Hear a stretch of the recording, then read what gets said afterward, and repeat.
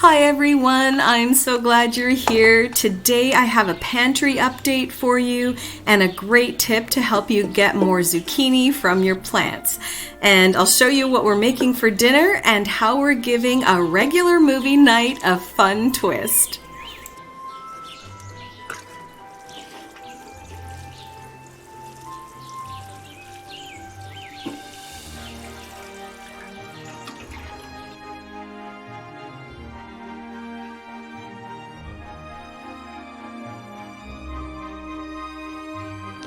So I just want to answer a couple of questions I've been getting about my pantry. And the building that I have it in. So this building was one that my husband built about 15 years ago, and he built it kind of like a mini house. So it's all insulated and drywalled, and the floor is double thick, and this is like a laminate flooring that we have on the bottom. So I've never had any issues with mice or pests or anything like that because it is built pretty well. So this has a little loft area up here. So this is like a ladder that goes up, and it just has this small loft, and as you can see, we still have some camping stuff up here that we need to relocate. But once this gets pulled out after this year's camping season, we're going to put that away in another place.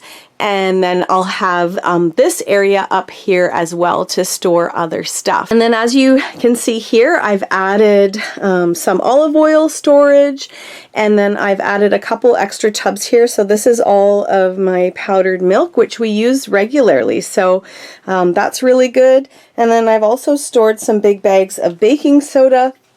And then I have some tubs here at the bottom, and these two are all filled with pasta. I have moved some of the pasta that I had into these two tubs, and one of my subscribers suggested putting in some bay leaves to help keep pests away, which is great.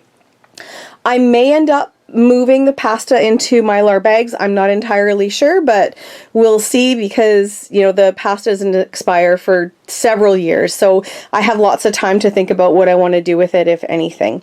The other thing I have in here is I've got a few of these galvanized garbage cans, and we picked these up at the hardware store, and they have like a locking lid.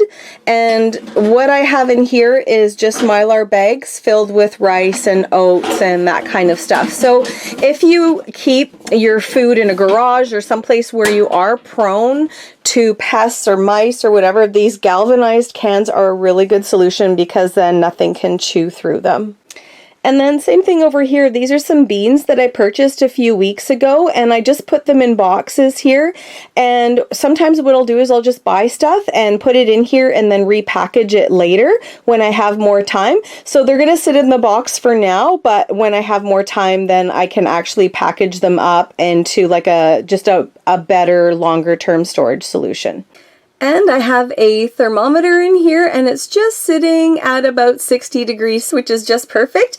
And we've had a few hot days, and it only went up. It still stayed under 70 degrees, so that's really good, and I'm pretty happy with that.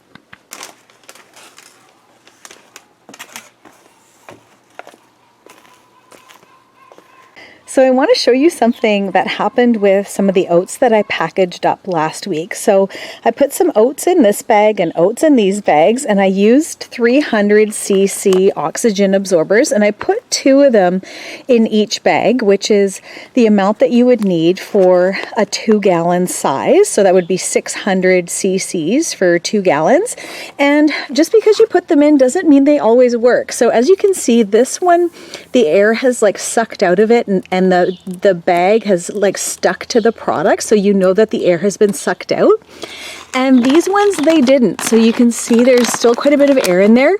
So what I have to do is cut open the corner, put more oxygen absorbers in, seal it up with either an iron or a hair straightener, and then wait a day or two and see that the air gets sucked out like this. So just because you have put the oxygen absorbers in doesn't necessarily mean they always work. So it's good to check them, wait a day or two, and check on your product and see that it's worked.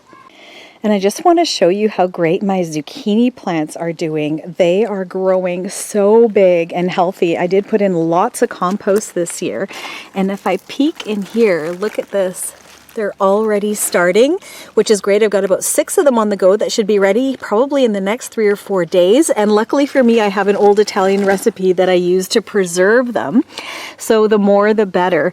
And if you really want to get a really good zucchini yield, it's really good to trim your plants. So when you trim them, what you want to do is you want to trim any leaves that are overlapping. So if I look right in this section here, this leaf and this leaf is overlapping this one.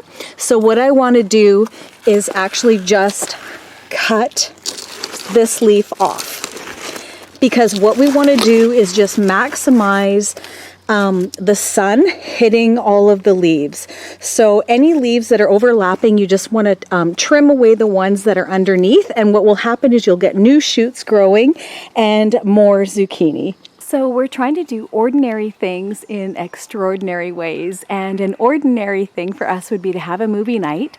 And it was my husband's idea to make it extraordinary by running an electrical cord into our greenhouse. And we had an old TV sitting in our garage, and he pulled that out and set it up. So we're going to make some popcorn and some drinks and have our movie night outside. I've been sitting outside trying to get some inspiration for dinner tonight, and I've really been digging this cookbook. It's a slow cooker cookbook by Gooseberry Patch, and I'll show you the recipe that I chose to make. And I'm gonna make this one right here. We're making meatball subs for dinner tonight. So I have about 1.5 pounds of ground beef in here. And to that, I've added 1 cup of these Italian style breadcrumbs. I'm gonna put in about a teaspoon of this Italian seasoning. This is 1 onion chopped up finely, some salt and pepper. I have 2 eggs that I'm going to put in and some fresh chopped parsley. I will put the recipe in the description box. And then I'm just going to make a quick little sauce here. I've got some Classico Italian sausage and pepper sauce. And then I just have this garlic and herb one. I'm going to mix these 2 together to make the sauce for it and put the meatballs in the slow cooker. And this is everyone's favorite part, right? Where you just get in there with your hands and mix it all up.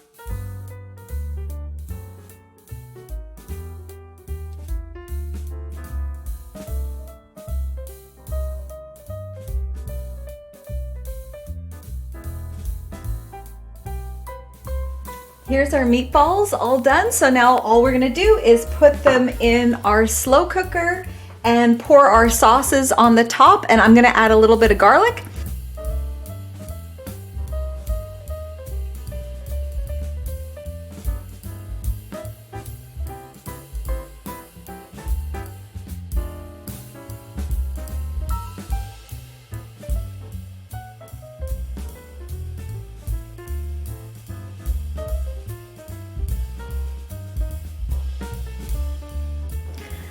So this is gonna cook for 4 hours on high or 8 hours on low.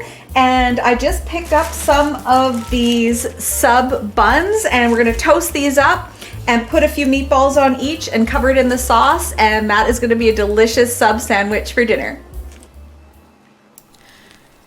When it comes to doing ordinary things in extraordinary ways, I want to remind you of how extraordinary you are. You're fearfully and wonderfully made, and there's no one like you anywhere. So you've been special from the start. Take care, everyone, and we'll see you next time.